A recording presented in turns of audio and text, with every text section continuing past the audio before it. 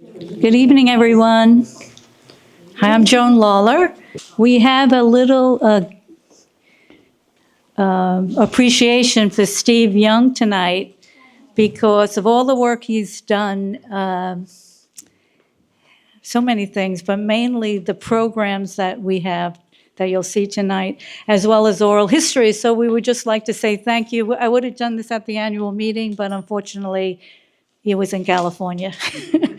So I thought I'd wait till tonight. So thank you, Steve. That's so nice of you. You can look at that later. It's not in there, actually. Okay, and I want to introduce Steve Young. We're happy to have him. He travels here in October, so we're happy to have him tonight. Ireland was great. So welcome, everybody. Thank you for coming out in this October night. So the title of this presentation is The Best of QHS, or The Best of Quanticontog Historical Society. And what we did is we have, I think, 43 presentations that we've given since 2012. So the people who gave multiple presentations, we said to 6 of our board members who have given such presentations, pick out the presentation that you're proudest of. And once you select that presentation, then the hard job starts, which is to pick out 10 minutes of that hour or hour and a half presentation so we can show it tonight. And we've picked out those 6 presentations. They're 10 minutes each. And some of you have seen these presentations before. I doubt everyone's seen every one, but the idea is to give you a teaser or tantalize you into following up and viewing what interests you that you see tonight. But also we have a new website that Rich Wells and Tom Doyle and others have worked hard on, Bill Steinman, and it's much more user-friendly. It's easy to access. And at past presentations, I've talked to different people about our website, and they say, oh, I have trouble getting on, or I can't find this, or I can't find that. So we're going to do a 5-minute primer. Rich Wells is tonight to basically say, here's what our website is, here's how you get on it, here's how you find the past presentations. We've got a table of contents that are year by year, and I guarantee you, once you look at that table of contents, you're going to find presentations that will be right up your alley and really interest you, and we're trying to encourage people to use our websites because the people who give these presentations have worked scores of hours doing research and planning and producing these presentations, and just to have them in an archive that nobody looks at is frustrating. And this place has such a rich history. And if you've got any intellectual curiosity, I think you'll find some topics that are really, really of interest to you. Another goal of the Quanticontog Historical Society is to do oral histories of senior members of our community. And the idea is that these people know so much. They have so many stories. They've been through so much at Quanticontog. And we're going to lose those people next year or 5 years or 20 years from now, and those stories are going to be gone. So what we've tried to do is board members have done 115 oral histories of people in Quanticontog. And again, Rich will show you the table of contents, and I'll bet you dollars to donuts you're going to find some that are really of interest to you, people that you might have heard about or were related to. You'll be able to access them really, really easily. So let me turn this over to Rich Wells. And Rich, thank you for all your computer expertise and all your knowledge and getting the website so fine-tuned and so user-friendly. Very good. So we spent probably the last 2 months refining the website. We've tried to go for a cleaner look and easier navigation. And before I go over the website, I'd just like to thank Tom Doyle, Bill Steinberg, Jared Bradley, Paul Matthews, and Carol Batusik, who helped form a committee to help with the process. So when you type Quanticontog Historical Society, or as Tom has reminded me, if you type quantihistory.org, you get to this main page. And as you look at that page, it gives you, this page will change on a fairly regular basis. It'll give you news from the Historical Society, different events that might be happening, things that might be of interest. Along the top of the page, you see these little buttons: Home, About Us, Our Collection. I'm going to start with past programs because that's probably the most relevant for this evening. When you click on past programs, you're taken to this site, part of the site. And as you scroll down through using your down arrow on your keyboard or your mouse or whatever way you like to scroll down, you see all these programs with descriptions and this little weird icon on the right-hand side. So say you wanted to do the 80th history of the hurricane of 1938. If you wanted to watch that video, you have two options. You can either click here on this picture, or you can click here on this little video camera. And once you do, you're brought right to the YouTube video of the, and it'll take a few seconds to load here, but I don't want to actually start it. But that's how you get to the videos. So there's a lot here, as Steve was saying. There's quite a few here and a lot of different kinds of topics that I'm sure you'll find one interesting, if not the ones you're going to hear about this evening. The next one I'd like to show you about is the oral histories. And these are listed by names. So when you click on these, you get a transcript of each of these individuals' oral history. So if I just take, say, Richard Hutchins, I click on that, and all of a sudden this comes up, and you can make it larger or smaller. But this is the transcription of his oral history. What I find particularly fascinating about these is you really get a sense that Quanti changes for each generation. And when you read these oral histories, you really get a sense of what Quanti was like in 1920 or 1940 or 1960. So it's very valuable, and I think future generations will really be fascinated with reading these.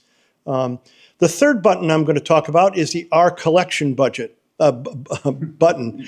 Our Collection budget. That's next. If you click on Our Collection right now, you get a bunch of different things you can go to. I'm not going to click on it because I'm going to talk to you about what it will be in the future. When you click on Our Collection next year, you'll be able to access our entire digital database on the Historical Society. Right now, if you wanted to get a picture of, say, the life-saving station and see what they looked like, you would have to go down to the Historical Center. They'd have to open the door up. You'd have to go on the computer. They'd have to show you how to search. And yeah, you could look at some pictures, but you'd be in the Historical Society, and when you went home, you wouldn't be able to see them. Next year, you'll be able to sit in your chair at home and click on a picture of the life-saving station and share it with other people, saying, look at this. Did you know this is on the Quanti website? And that'll be all accessed through Our Collection. So that's going to be, it's going to really make us be kind of the cutting edge of historical societies when we do that. There are some that are online already, but they're much bigger. And it's just going to be a really phenomenal resource for us. The next button I'd like to talk to you about is the membership button. We can't do oral histories. We can't do past programs. We can't do the online thing if it wasn't for your support. And so we thank you for your support. If you're not a member, we hope you become a member. If you are a member, we hope you might consider volunteering to help out with the organization. We do have some board positions, but we also have other little tasks that come up from time to time. And if you are available to give some time, we're looking for a lot of people to do a little amounts of work, not one person to do all the work.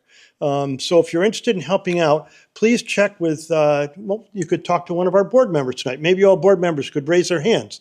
So you know, most of the people here are boardsmen. So contact them. If you don't know how to get online or don't know how to contact or you think about it, well, I really would like to. I didn't talk to one of those board members. You can go to the About Us tab. And if you scroll down, there's all the contact information for people you can contact about the website. If you're still unclear and you feel uncomfortable about getting onto the website and accessing the oral histories and the past programs, we have a handout at the table when you leave that you'll be able to pick up that goes through it step by step. I've learned early on that tend to be a show me how to do it person. And there are half the other people in the world are the I got to read it.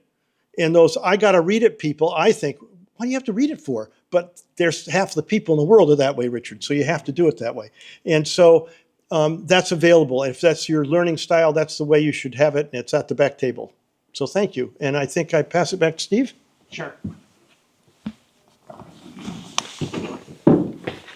So before I introduce Tom Doyle, who's going to do the first introduction of the first 10-minute snippet, I'd like to thank Bob Petrone, our videographer. He is the secret weapon of the Quanticontog Historical Society. He makes this place so much better. He's so generous with his time. He's got a drone that enhances our presentations so much. So when you're talking about the Sheffield farm, you can see Bob flying over in his drone, the Sheffield farm, exactly where it is. We're blessed tonight to have Sister Patricia from the Nuns House with us, and we did a program on the Nuns House, and Bob was great videoing the inside, the outside, the basement, the flyovers. He just does such great work. So let me turn it over to Tom. This is our last presentation of 2024. We'll be starting to work on our 4 or 5 2025 presentations. So if anybody has any ideas of things you want researched or want to do the research or want to make a presentation, you're more than welcome to contact us and look into it.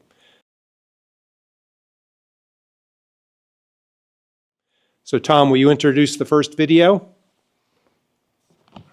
Okay, back in 2013, which was the beginning almost of all of these summer presentations, Ann Doyle, who happens to be related to me, was the president, and she essentially said, we need to capture some of the stories of the old timers. And it didn't involve, this is before we really got oral histories up and running. So what we're going to show you is it's in 2 parts. The first part, it consists of 4 individuals who were good enough to sit and tell their stories of Quanticontog at the Kettle Pond Wildlife Center, which was before we had this venue to be able to utilize. And it's in 2 parts. So the first part are 4 individuals: Phyllis Reynolds, Kate Waterman, Hope Andrews, and Ed Sayer. The second part, which comes at the very end of tonight, if you are still awake, it consists of 3 people: Dick Hutchins, Charlotte Hole, and David Brown. And to emphasize how important it is for us to capture these oral histories, there is only one of those individuals who is still with us. So with that, I will turn it over.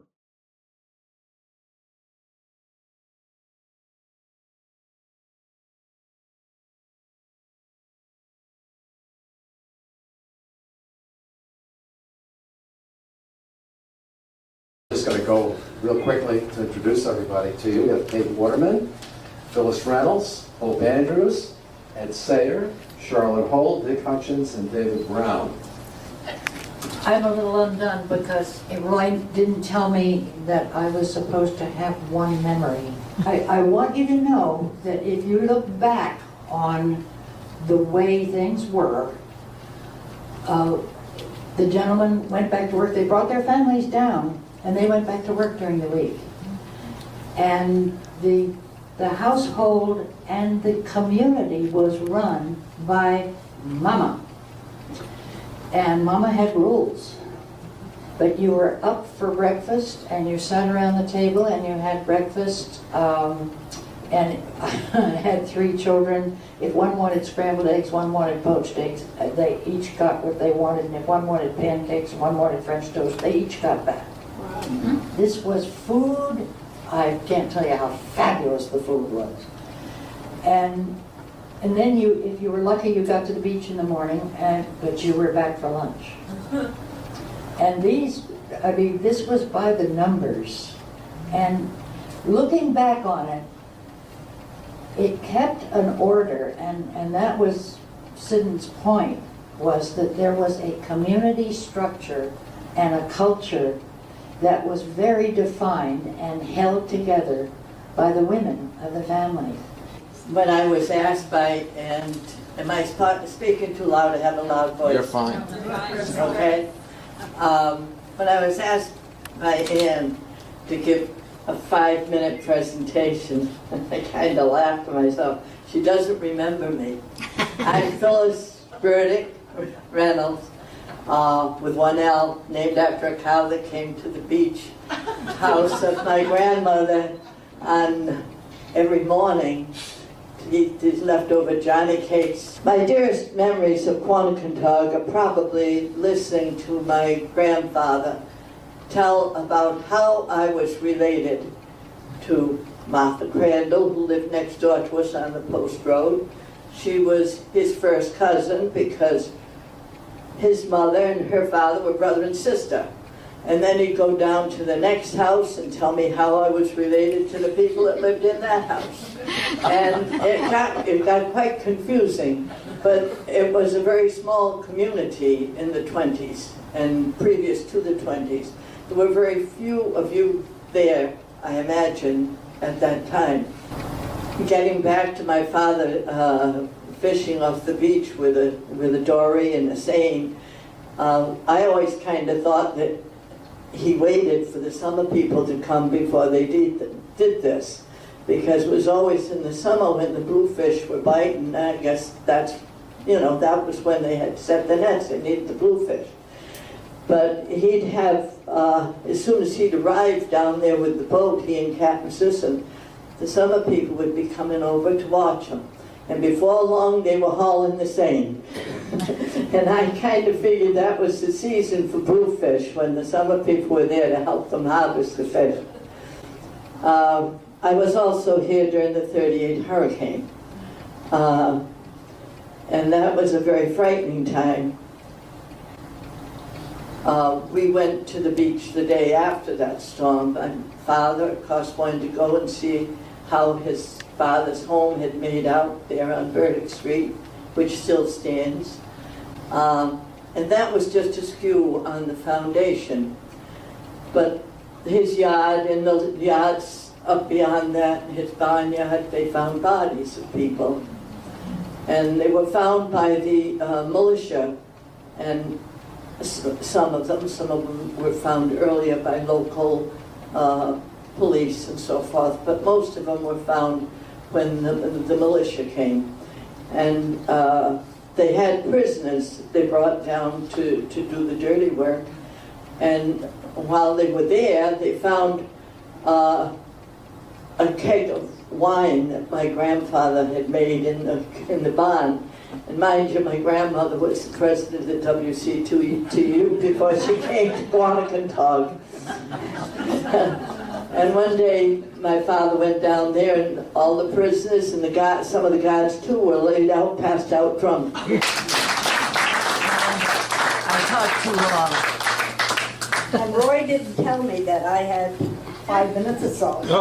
I'm the historian, so if I get talking, I'm a talker. If I get talking a little long, he can whip this away from me and carry it on, you know. It's all right with me. Okay, we all love Corny. Excuse my notes, but I'm going back a little bit in history, so I have to have the notes to tell you what some of the names. We all love Corny, don't we? She's loved for her weather, her recreation, her views, and her family memories. You can tell by the names of some of our cottages. Sea Spray, Ocean View, by the way.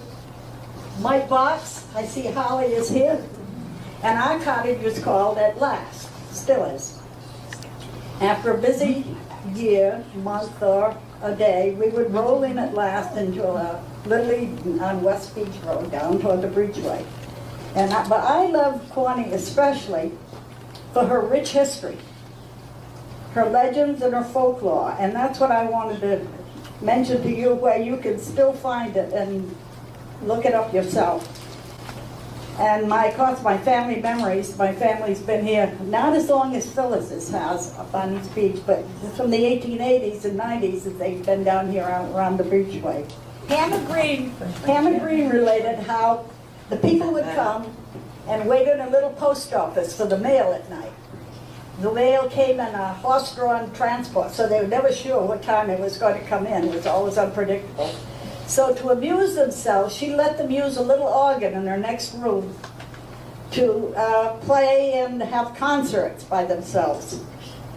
However, she didn't approve of their frequent excuses to go out to the barn to see a sick horse. And they always came back with obvious signs that they'd been liberally medicated themselves. When we had the trolley rides, I'll just end my thing with one memory on one of the trolley rides.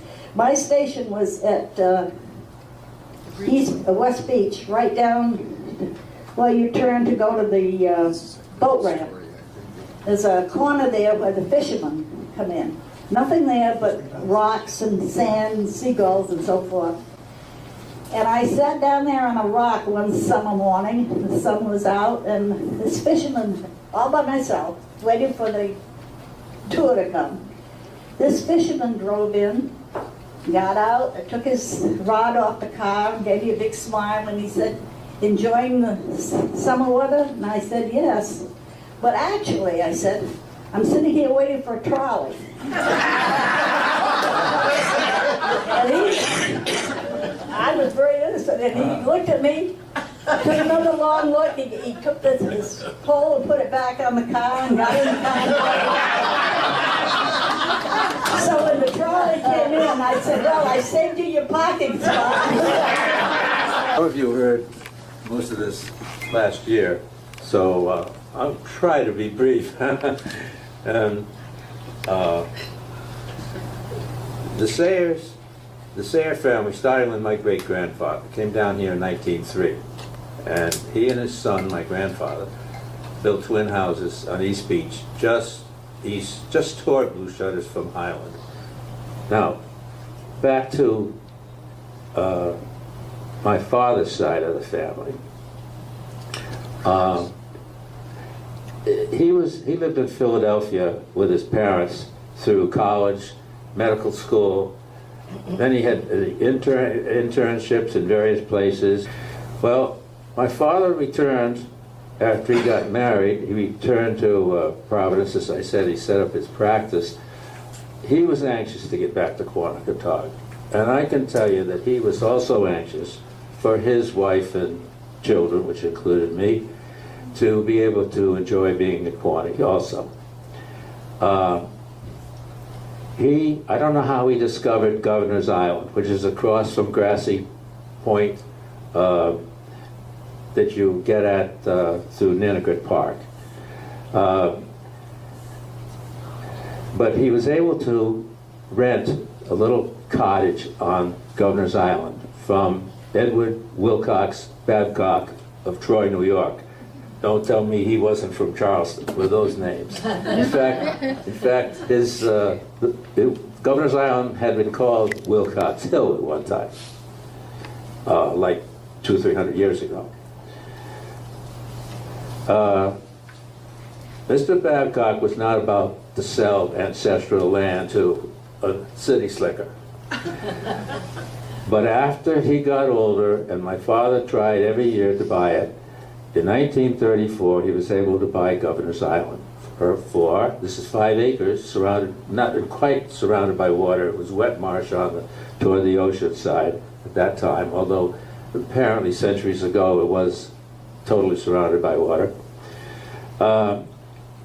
He was able to buy it for $150, and the very next year he had Harris Taylor build a nice house there in 1935. And that's about when my memory starts. But my father bought a Ford Model A 1931 beach wagon, and we were able to go up the beach from time to time, but never to leave wife and children there all week or all summer. So this next presentation is 10 minutes of a presentation that I did in 2020 for the Quanticontog Historical Society. It's about Howard Thorpe. Some of you might have met Howard or his son Nelson or his grandson Neil over the years. The Thorpes have had tremendous influence on Quanticontog. Probably nobody has had more influence on Quanticontog than Howard Thorpe. And Howard was a local fellow. He went to Westerly High School, and he started buying Quanticontog real estate in 1923. In 1924, he made a really big purchase of Sheffield Farm and 45 acres, which is basically Central Beach. And he didn't pay much for it, but Howard always had a vision that this was going to be a seaside colony. It was going to be wonderful. And he laid out the roads, he laid out the water system, and he just bought and bought and bought and bought until he owned all of Central Beach, most of East Beach, a good part of West Beach. And it was a hard way to make money in those days because of the Depression and World War II. And the 1938 hurricane. He had a lot of adversity, but he never gave up his hope. It's really hard to pick 10 minutes out of an hour and 20-minute presentation, but here's the 10 minutes that I picked to give you a taste of Howard Thorpe, kind of the grandfather of Quanticontog.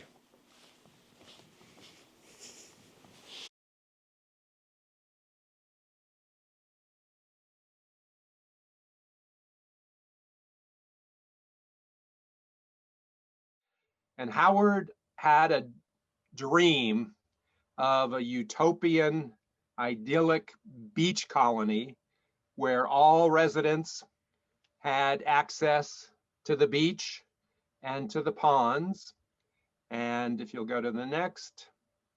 And his vision of Quanticontog was a group of homogeneous people that had a lot in common, were ethnically similar, and he was very adamant that there was to be no commercial development of Quanticontog. So that's remained over the last 100 years. And if you go to the next, one theme that you'll hear throughout this is Howard's enthusiasm and vision of Quanticontog never waned. He had lots of troubles, lots of difficulties, but he always believed in Quanticontog, and he pushed and pushed and pushed and pushed to develop it. So Howard, after all of these setbacks, the Depression, the 1938 hurricane, World War II, where things also ground to halt and the real estate business wasn't great. Despite all of these setbacks, and I'm sure, lenders and relatives saying, Howard, are you sure you know what you're doing? Because this sure isn't going very well. Despite these setbacks, Howard plowed on. If you'll click again, he never gave up his vision of Quanticontog. He saw it as the perfect seaside colony He was going to develop it. It was going to be special. Another click. So, he survived 15 years of bad times. He bought so much of the property in the 1920s, and he survived, the Depression and the war and some really, really bad times, and he stayed committed to his vision. You'll go to the next slide. I was wondering to myself and searching for an answer about how did Howard acquire almost all of Quanticontog? And we've talked to first, he wasn't from a wealthy family, so that's not the answer. Next. But I think he was the first one to have this vision of a seaside community when no one else saw it. They saw it as valueless farmland, and he was able to accumulate it all very cheap. Next. He was an opportunistic risk taker, and he bought and bought and bought. Next. He was willing to borrow, and the Westerly Trust helped finance his ventures. Next. And in the 1930s, when nobody had any money at these auctions, for example, to pay taxes or buy these properties that were getting auctioned off, Howard had enough money to buy frontal lots or front lots and pond lots, and again, had the vision. So he just had the tenacity and the perspicacity to hang on despite all of the bad news, all of the bad times, and kept his vision. This is probably most interesting and really explains a lot about Howard's absolute control of Quanticontog.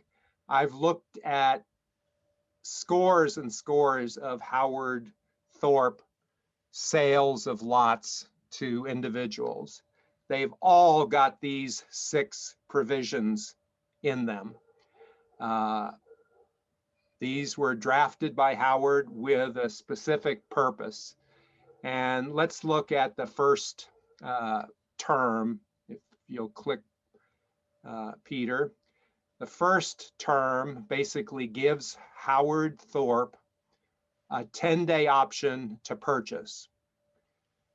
So if I wanted to sell my lot to someone else, I had to give Howard 10 days notice. And in that 10 days, Howard had the right to nix that sale and buy the property himself.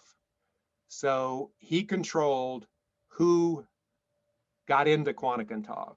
And again, he had a very narrow view of who he wanted in Quanticontog. And this is probably the most difficult part of the Howard story to tell, but Howard was a man of his times, and he did not want blacks, he did not want Jews, he did not want Eastern Europeans, he did not want minorities in Quanticontog.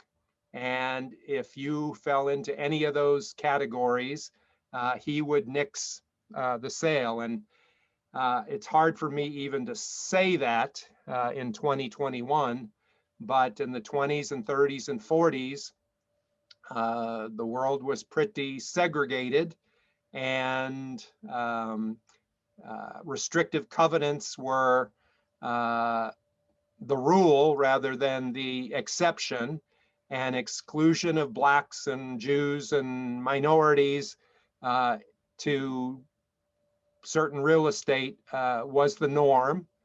Remember, we didn't have a black baseball player in the major leagues until Jackie Robinson in 1947. So no one thought this was unusual, but Howard was aggressive in making it clear that minorities were not welcome in Quanticontog. So Paragraph 2 is basically Howard's attempt to say, look, we're not going to turn Quanticontog into Coney Island. I don't want anything commercial in Quanticontog. I don't want stores. I don't want Ferris wheels. I just want this colony, the seaside colony that I envision, where everybody gets along.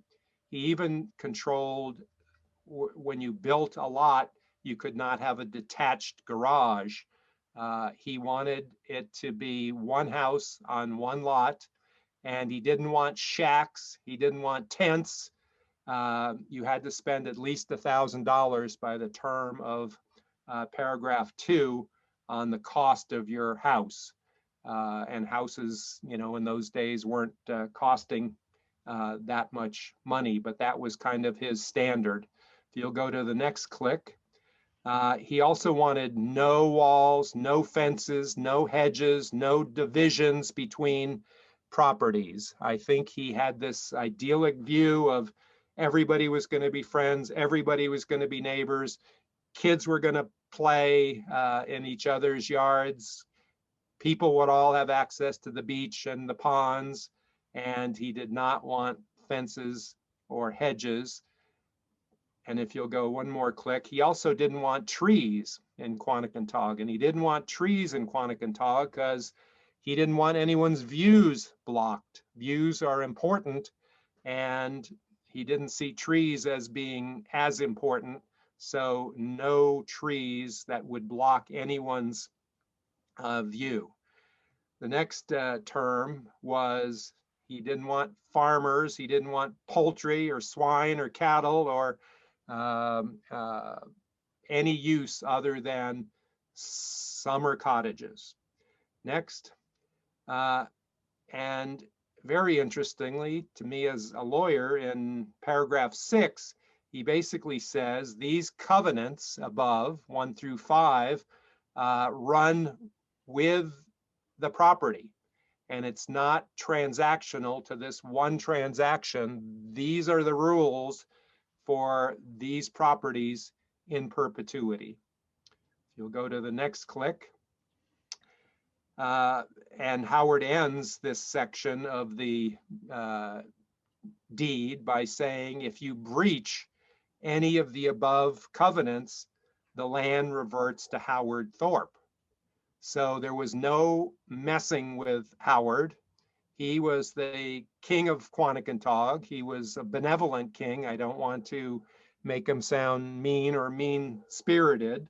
And I think we have to look at his discriminatory practices in the context of the times when it was very normal.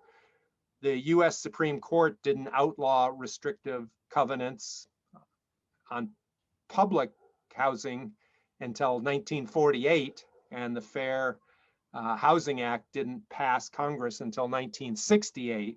So we're back in the 20s and 30s and 40s when these types of restrictions were perfectly proper, and Howard enforced them. No ifs, ands, and buts about So I was asked to do the hurricane of 38. I took part in this presentation, and it was an hour.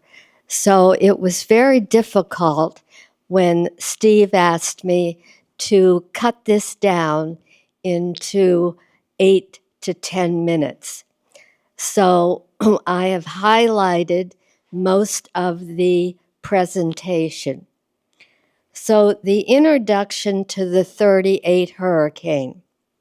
Tonight I want to take you back to a moment in history that forever changed the lives of Quaney residents.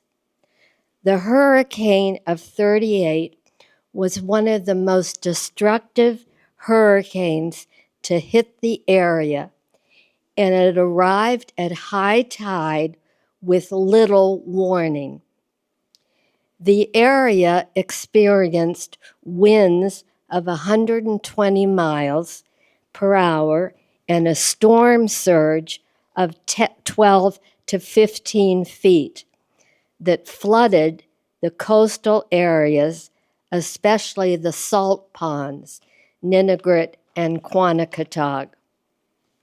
The 1938 hurricane remains one of the deadliest and most destructive storms in Rhode Island, with Charlestown being hit the hardest. I'm hoping as you watch the video tonight, it will spark your interest to learn more. So go to our website to see and hear the rest of the story.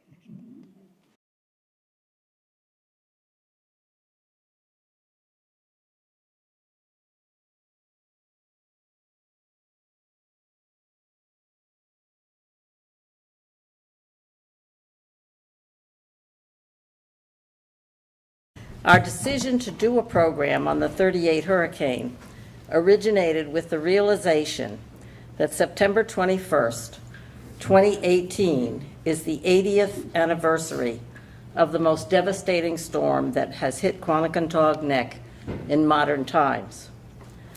This program will be presented in 3 segments. Before and after photos will document some of the worst damage inflicted by the storm. Donna Jordan will do West Beach, Ann Doyle Central Beach, and I will talk about East Beach. For all of us, Sandy Champion will focus on the cottages or other structures that were relocated or damaged by water, wind, or both. And we are very grateful for Tom Doyle's technical assistance. The information presented tonight has been gathered during recent months by requesting and recording personal recollections and/or stories passed down to families residing in Quaney at the time. This is the map of West Beach before the hurricane. We'd like to make sure that you know the areas in which we'll be concentrating on. We want to make sure that you know the breachway, the boardwalk, and the Coast Guard station, I can't keep my hands straight. and also the midway section of Quaney. Those will be the areas that we will be discussing in the West Beach area. Can you imagine on a beautiful day in September 1938 that your life would change forever? The great 1938 hurricane took almost everyone by surprise.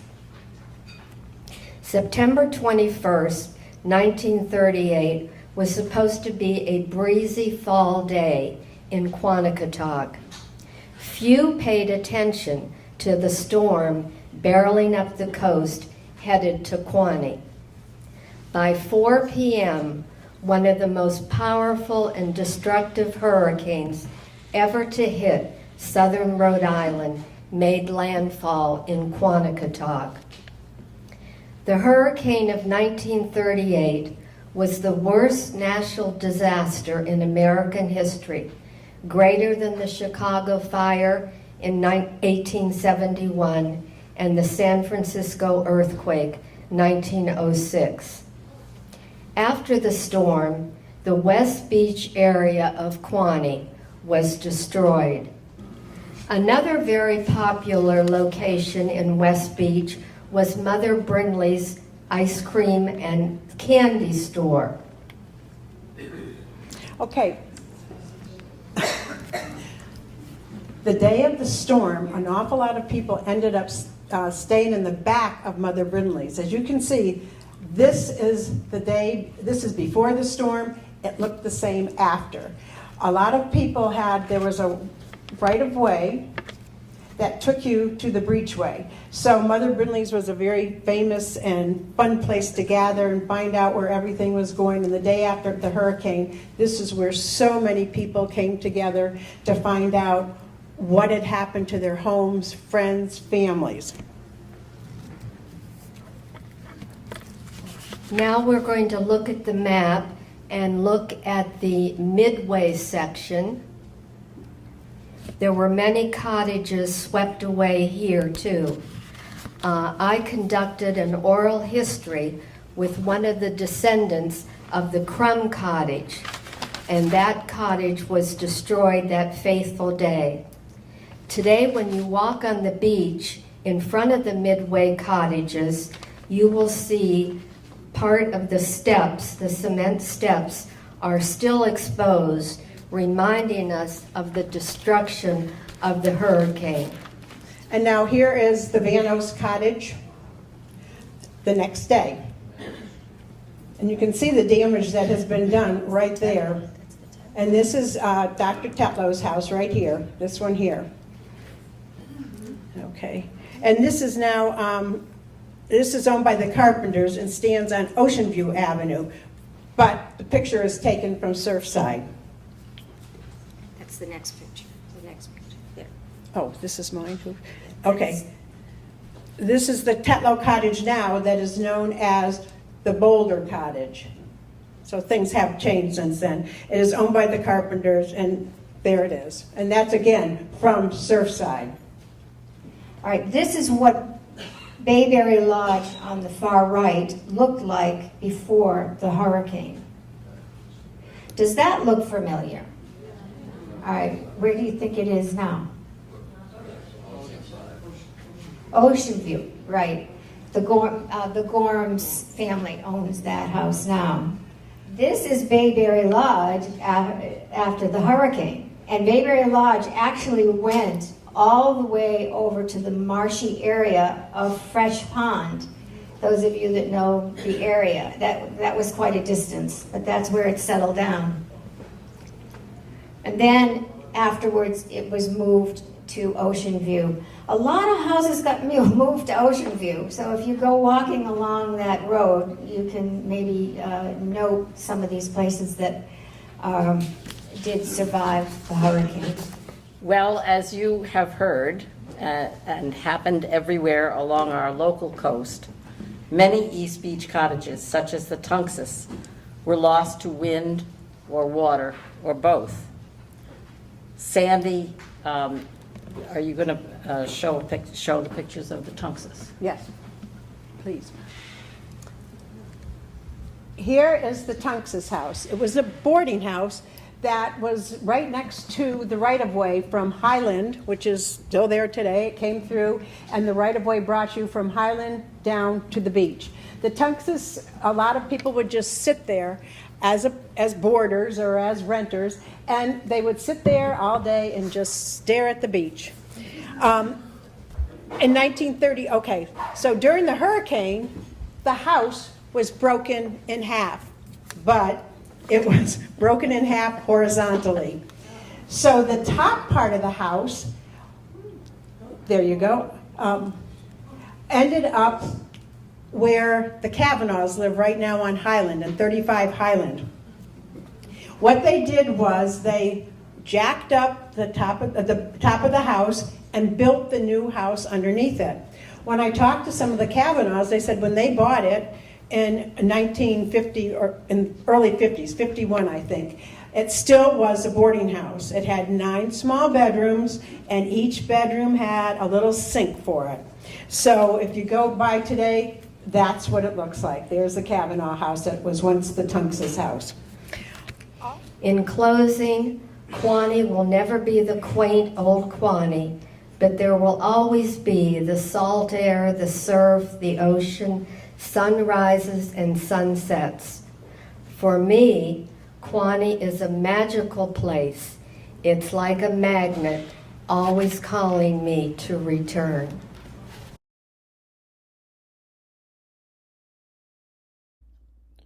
The following is a quick overview of a presentation I gave in 2019.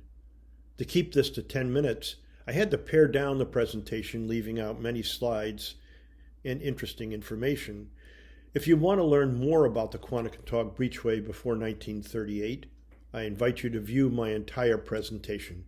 It's available on the QHS website under past programs. As you scroll through our past programs, you might even find other programs you might like to view. Formed during the last ice age, the Quaney Pond has a very long history. If we were sitting here at the Grange 26,000 years ago, we would be sitting under a very thick and heavy layer of ice. This ice sheet advanced and retreated over many thousands of years. It both compressed the land underneath it and reduced the sea level dramatically. In fact, there was a time when you would have been able to walk to Block Islands. As the ice sheet receded, it left behind dirt and rocks that finally created our coastline and its salt ponds. 12,000 years ago, as the ice sheet retreated, we found the first evidence of humans in our area. These ancient residents have a long history in our area, especially compared to the European explorers who arrived just a few hundred years ago. This timeline gives us an idea of this long history.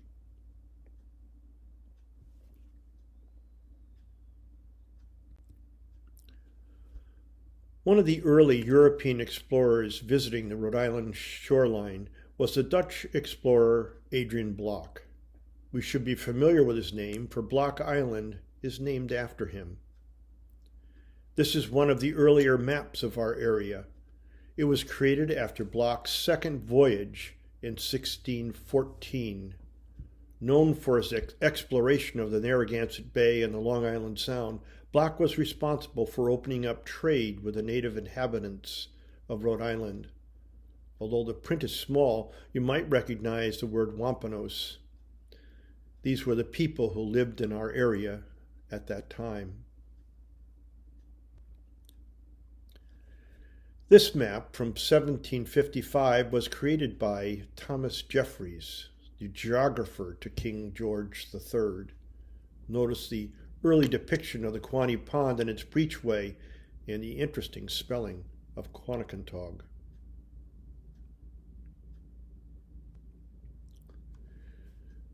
Throughout its history, the Quaney Pond and its breachway have been shaped by storms. Most of us have heard of the 1938 hurricane, and this past summer we had a program devoted to the nor'easters of 1912 and 13 and Hurricane Carol of 1954.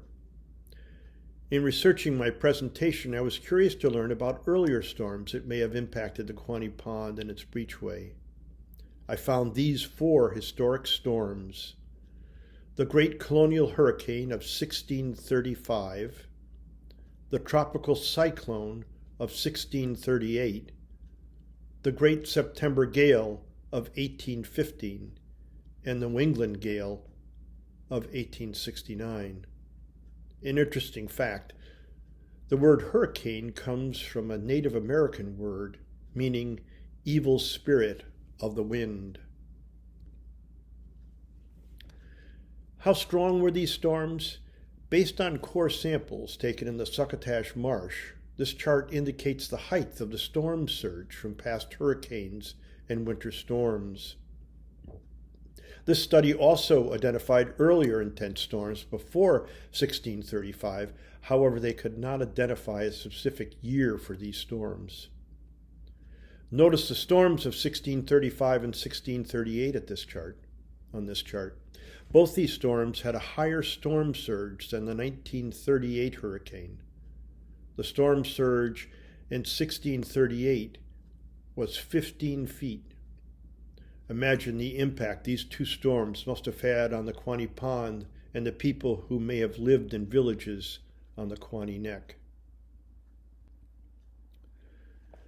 Storms have also had an impact on the location of the breachway.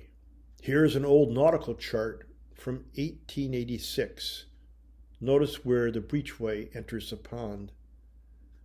This is quite a bit to the east of its current location. To give you an idea of this, the breachway would have crossed the current road to the breachway right about where the road changes to dirt. Here is the nautical chart from 1 year later in 1887. Notice the location of the breachway. It is now moved to the west. What caused this? The Great Blizzard of 1886. Newspaper accounts at that time mentioned heavy snowfall, winds, cold temperatures, and considerable erosion along the path of the storm. By 1901, a westerly direction of the breachway was more defined. This was a general location of the breachway at the end of the 19th century when the life-saving station was built and cottages began to spring up along the breachway. I love this early picture of Quaney looking west toward the breachway. In the distance, you can see the development along the breachway. However, this picture also provides insight into the history of farming on the Quaney Neck. Notice the stone walls. Although overgrown with vegetation, many of these still exist today. By the end of the 19th century, New England was changing. Transportation improvements made it possible to travel by train to Westerly and then by horse and buggy to Quaney. Instead of farming, many people were finding work in factories and mills. They were not tied down to life on the farm, and many were able to get away for vacations. The breachway became a very active place in the summertime. Several hotels and guest houses sprung up along the breachway.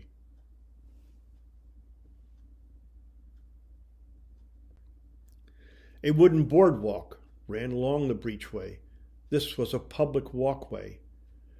Residents from that time remember people taking strolls after dinner, often dropping in unexpectedly on people's whose cottages were on the boardwalk. This is certainly not something that occurs along the current breachway. The Quanticontog Life-Saving Station was completed in 1891 on the west side of the breachway. Its unique design was used as a model for other stations along the coastline. In addition to its important role in saving lives and vessels in the Block Island Sound, the life-saving station also gave residents tours of their facility. The life-saving service eventually became part of the Coast Guard. Here's a group of residents traveling by rowboat across the breachway to the life-saving station. Notice the clothing and how it differs from today's dress.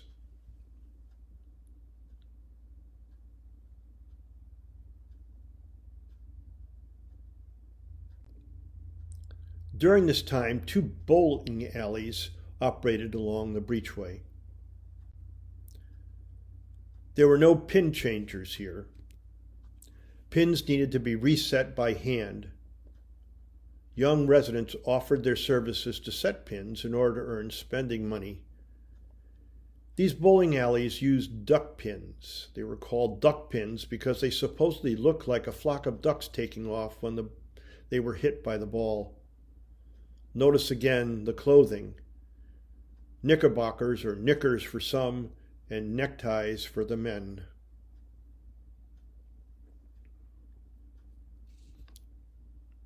In addition to the bowling alleys, residents were also able to visit Mother Brimley's tea room or Wilson's ice cream parlor.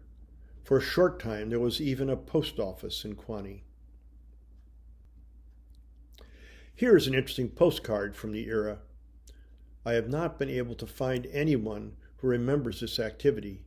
Given the shallow water in the breachway at the time, I can't believe many could survive the plunge.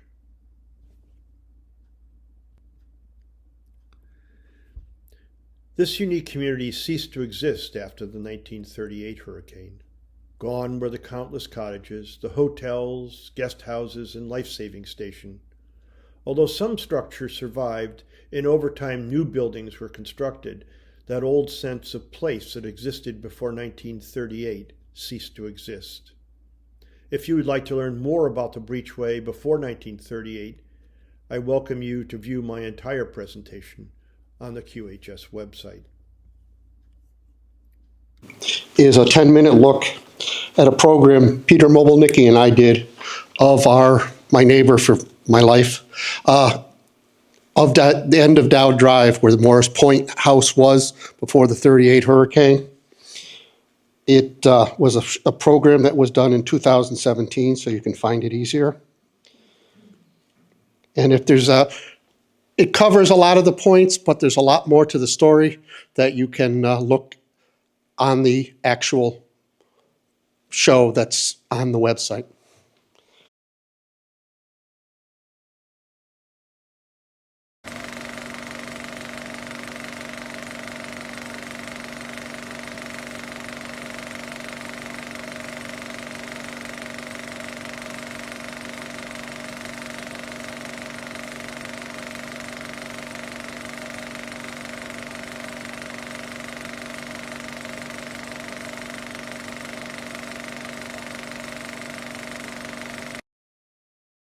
Okay, good morning. I'm Rich Thompson. I'm lucky enough to have inherited the old Morris Point property.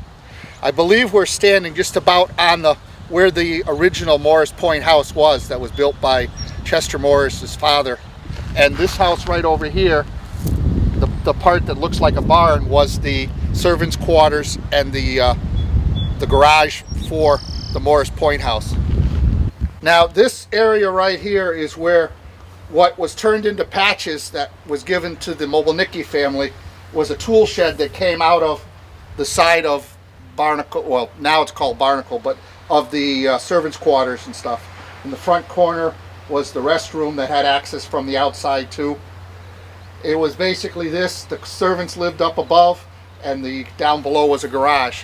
Just a little history of it. It was built originally, the Morris Point house and the Barnacle was built by William Morris, Chester Morris's father, in 1917, and in 1925 it was sold to the Condons family, which put electric lights in it and more plumbing and stuff. Welcome to the Barnacle and to Patches. It is a great story. I had a private tour the other day, and I thought I knew about this place, and I really didn't. So, is it Lila?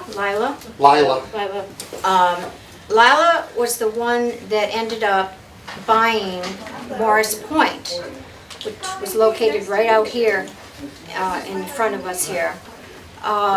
Do you all know what Morris Point looked like? Okay. So the Morris family built it first. Then they sold it to another family, the Congdon family. And the Congdons were friends of my mother and Janet Condon and Peggy Race were childhood friends down in this area. Yeah, they were really tight-knit. My mother never really thought it was worth ever putting much into the house because she knew that if for any reason we ever have to sell it, the first thing that would happen is it wouldn't be here. And that's one of the reasons why we've tried to keep it as long, and hopefully we'll be able to keep it as long as we can. And it's great the way that it's kept as much as possible the way it was. Right. That adds to the charm. Yes, it does. But you could never let it be destroyed. I don't really want to. No. This little hole in the wall, or I think at one time it might have been a flower holder, was something that as a family tradition every year, the kids and younger kids, we would take pictures every year of them poking their head through the little window. Now this is come and go. It was a beach house that my great aunt built. It was over along the seawall to the east side of where the Morris Point house would have been. And in the '54 hurricane, it was picked up and moved back to the house behind it. And then my great aunt moved it to this location, which is adjacent to where Barnacle is. It's a one-room beach house, no interior walls, that has the little small kitchenette and bathroom in it and an outdoor shower, like every good beach house should have. My name is Peter Mogilnicki, and behind me is part of the cottage that my mother and dad built from pieces of the wreckage of the 1938 hurricane. We call it patches because it was patched together from pieces of other houses ruined by that storm. And you've already heard, perhaps, about Richard Thompson's family and how they owned property and how this building was originally attached to one of their buildings. Richie's great aunt gave my mother and dad a shed which was attached to Barnacle Cottage. And my mother and dad bought a small 50 by 80 lot from the Dowd family, Agnes and Florence Dowd. And it was 50 by 80 originally. It was a pretty small piece of property, but they put the shed on it. And my dad, who was a carpenter by profession, made first a one-room cottage.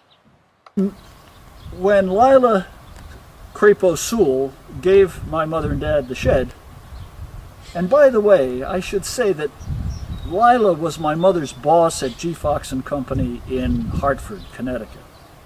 And we had to make the choice of should we take patches down entirely or should we try to save part of it. And of course it had a lot of sentimental value.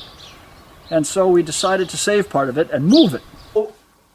Behind me, in this corner of what's now left of patches, is, I'm pretty sure, is the one of the original walls of the original shed that was destroyed by the storm or moved around by the storm, and that Lila gave to my dad and mom.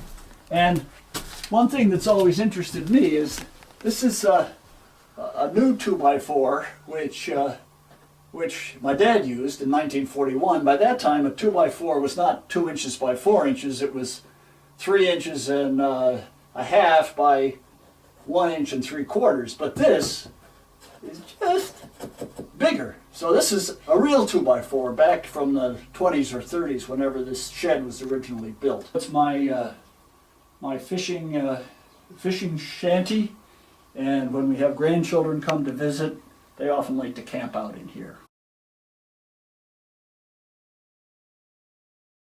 So we took up the floor in patches when we took down the L fairly carefully, took all the nails out, and had the flooring refinished and relaid it in here. So this is the old flooring from the original, well, not the original shed, but the part that my dad had put down in the living room of patches. The floor here is also from patches, but it's not flooring from patches. What we did was we took the 2x6 rafters that made up part of the roof of the L that we took apart, and we had the rafters sliced in half and finished, so we made this flooring out of it. And you can see, if you look at it carefully, all the tracks from the old nails. They were all taken out by us, one by one. We put together this mirror frame, which is made of the same material that the floor and the bed are made out of. I don't think there are many houses around that have matching mirror frames, flooring, and bed, but this is all from the original patches, and all was handled by my mother and dad, which is kind of nice. So this is our best effort to kind of reconstruct the mood of the original patches. We used some of that same beadboard that the walls and ceiling were made out of in patches that we took apart. This was all part of the L, and we used that as paneling for this study up here in Bittersweet. We can sit here and look out the window and remember Patches and think great thoughts. Welcome to Morris Point. We've been neighbors since as long as I've been alive. Right. And I think I sort of remember when you were born. The house that Come and Go ended up in the 54 hurricane was Ted Glasson's house. And to this day, Ted is still with us. And now that he's sold that house, when he comes down and rents Barnacle, which brings to mind another interesting story, is we've had to accommodate him specifically because in World War II, he was a Navy officer, and he ended up having to bring the ship back from, over in Asia or something, or over there, and because the captain took ill, and he followed a star back. So whenever he's up in Barnacle, he has us turn the bed around. So when he wakes up at night, he can see that star, because that star just means so much to him, because it got them safely back. It's a beautiful story.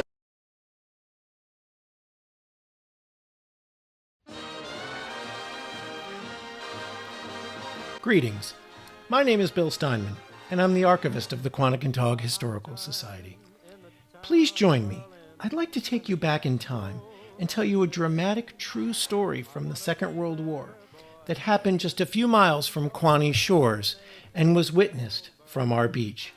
It's the story of the last battle of the Atlantic. Let's go back to early May 1945. The war in Europe is all but over. Hitler was dead, German troops were surrendering en masse, and the Battle of Berlin was over, with the Allies firmly in control of the German capital. Germany's new leader, Admiral Karl Dönitz, was negotiating Germany's surrender, and in the early morning hours of May the 4th, he instructed Germany's lethal submarine fleet, the U-boats, to cease hostile action against the Allies. And on the morning of the next day, May 5th, 1945, the SS Black Point steams into Block Island Sound.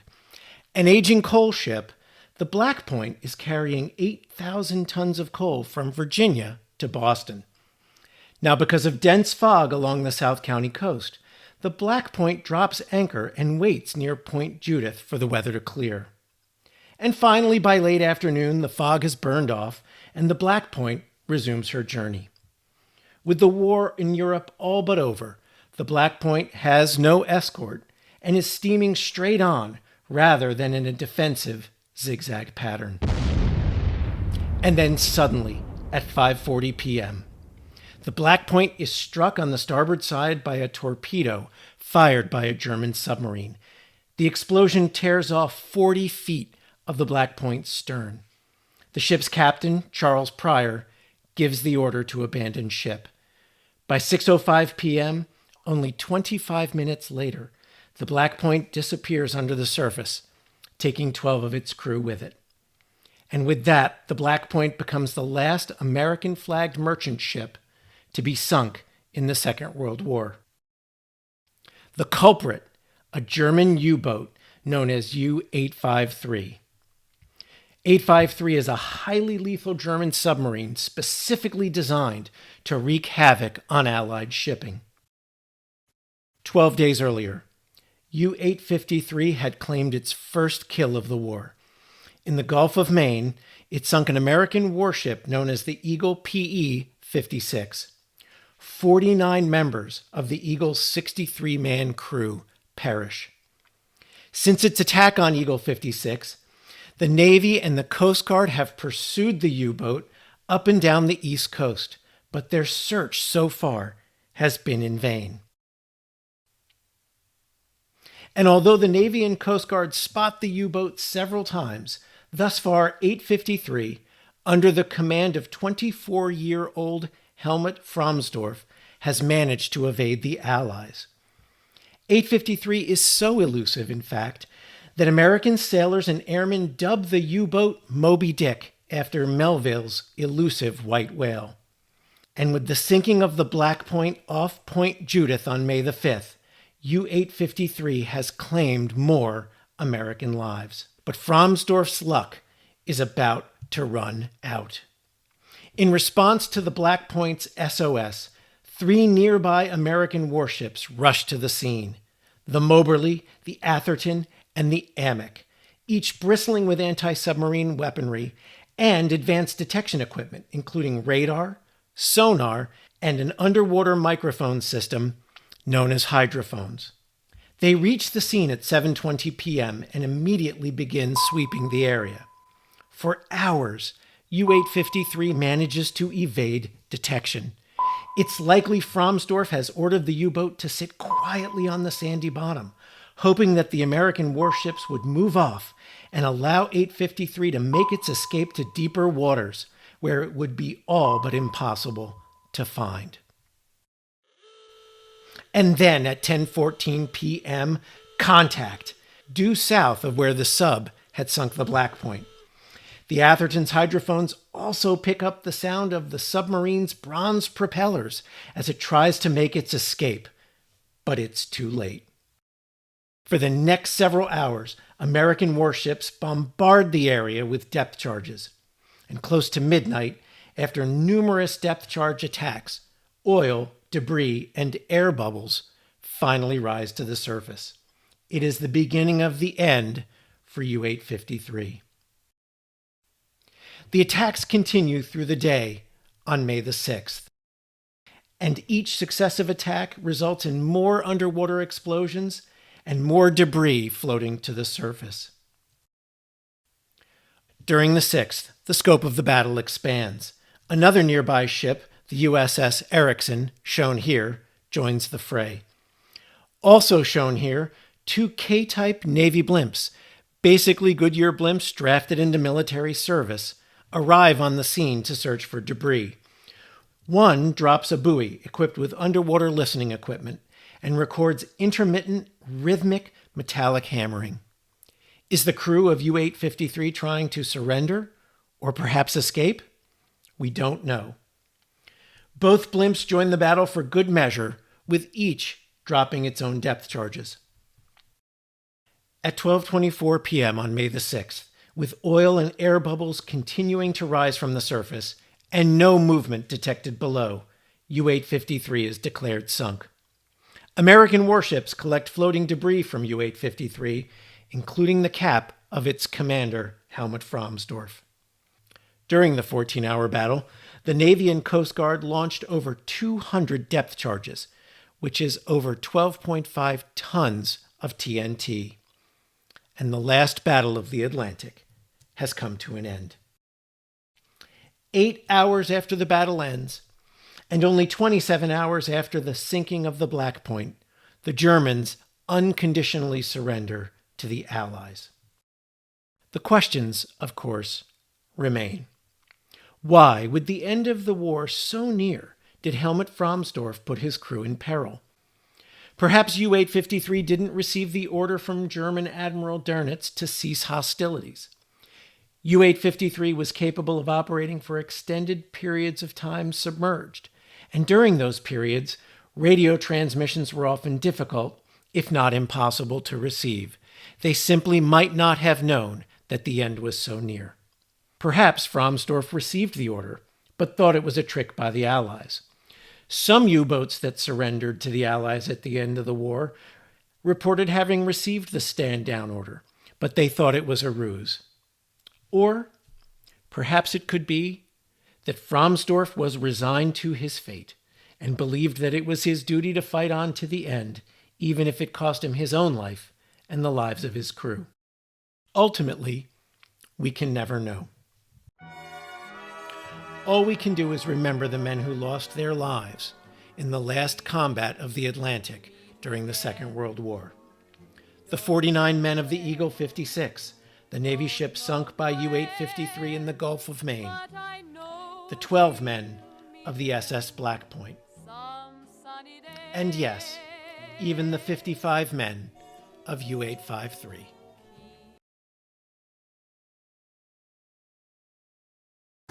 Well, I guess I have to admit from the very beginning, we were summer people. What I remember, in addition to the beach, I remember berries. All kinds of berries. Blueberries, blackberries, beach plums that have completely disappeared from the scene. Overlook Road, Overlook Avenue, whatever it's called. Oh, by the way, there weren't any street names then either. I mean, we didn't have any street names. We just knew where everybody lived. It was all blackberries and swamp on Overlook. And I spent a lot of time berrying there. There were blueberries everywhere, everywhere. The square dances. And the square dances and the Hutchins boys are absolutely in my mind forever and ever and ever. One of them is sitting right here. We had the best time at those square dances, and this is why I enjoyed the recent square dance so much that we had. There were a lot of others, and believe me, they were strong. Those guys were strong, and they lifted us right up the floor and off the floor and twirled us around and around and around. Didn't you? Yes. You did. When we were coming up here early in the summer, we would leave our house in New York, wash our hair before we left, and set it. And when we got to Dunn's Corners, the curlers came out, so that when we got to the Grange, we could go right into the square dance without having gone home. And the square dances were really fun. Nobody went with a date. We all went together, we all had a good time, but you went home with somebody. And the next morning on the beach, that was the talk. Who went home with who after the square dance last night? There was a lot of speculation. I think I'm the youngest of this group, maybe. And I'm more than a summer person. I was a year-round person. Our family was here. In fact, I was born in Foster, Rhode Island. There's 5 of us, and we were each born at a new address. We didn't move after the daughter was born. That was in Quanticontog. We didn't own the farm. We operated the farm for Dr. Swanson. Dr. Swanson had a big place over in Shelter Harbor, the music colony, and he owned where Galapagos is now. He owned the Wilcox Tavern, and our original farmstead was across or near where Galapagos is now, about where the highway is built. In 1941, they jacked the house up. We lived in it for a couple weeks. It's now at its destination location, which is the second house. If you're going down West Beach Road, it's the second house on the right. There was a barn built in 1941 and other buildings. There was a chicken coop that was moved. Now I have to back up. My first memory of, or the first event that I can remember in Quanticontog was that September 21 day of 1938. I wasn't in school, my older brothers were. I was helping Dad, we were digging potatoes. I was dragging the basket. I was like 3.5 years old at the time. When Dad took me home, he put me in the house, boarded up the house, cut the hog fence so they wouldn't drown in the storm. But then, of course, the eye of the storm came through. That was really nice. The sun was out and bright, shiny, just the way it was a couple hours prior. It pretty well wrecked the greenhouse we had. 2 barns stood, but trees were getting ripped out of the ground like tumbleweed rolling across the landscape. When I completed my studies at URI, I left the farm. That was in 1958, I have a checkered career, I guess you could say. Raised on a farm. Back in the day, and back in the late 30s and the 40s, of course, the war was another event that we remember very vividly, because the Army camp was at Burlingame. The Naval Airfield was where Ninnegret Park is now. But I do remember when there were potato fields where Ninnegret Park is. Another memory that I have is about Quoney Pond. Does anyone, maybe Phyllis does, do you remember when it was totally frozen over? Yeah. Yes. And it's, of course, it's salt water that's freezing. There would be these large season cracks, we called them. And the ice would be, golly, I think a couple foot thick. And I've heard, I didn't drive my vehicle there, but I heard that people would actually drive out on the pond. I haven't seen ice like that since. And that was during the 40s. The square dances before the haying season, that was early in the summer. So if you were there early in the summer before the first load of hay had to be stored, we had square dancing, round dancing. That was always a nice event. Then there was that infamous night when we had the dances in the barn, and the electric transformer burnt out when we turned on the hot dog grill for intermission.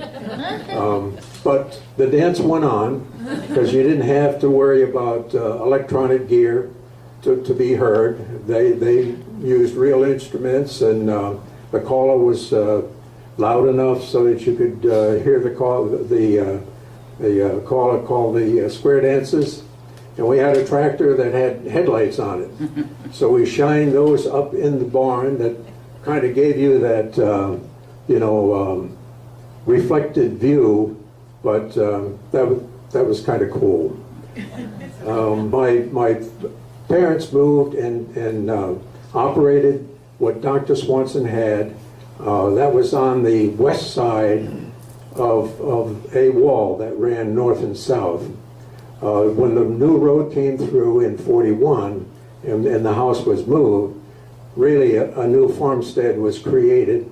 And because of the earlier farmhouse location and its present house location, that's where we got the name East and West Farms. While the house was being moved, and we lived in the house while it was being moved. There's a picture over here that shows the house while it's midway during the move. That was on a Sunday, and I know that it was a Sunday because that's when Mother did the laundry. There was clothesline from the back porch to the smokestack on the cleat track tractor that would inch the house along. So you can look at that, and that was our homestead. And people ask, well, what did you do about eating? What did you do about, sanitation, taking baths and all that? I don't know.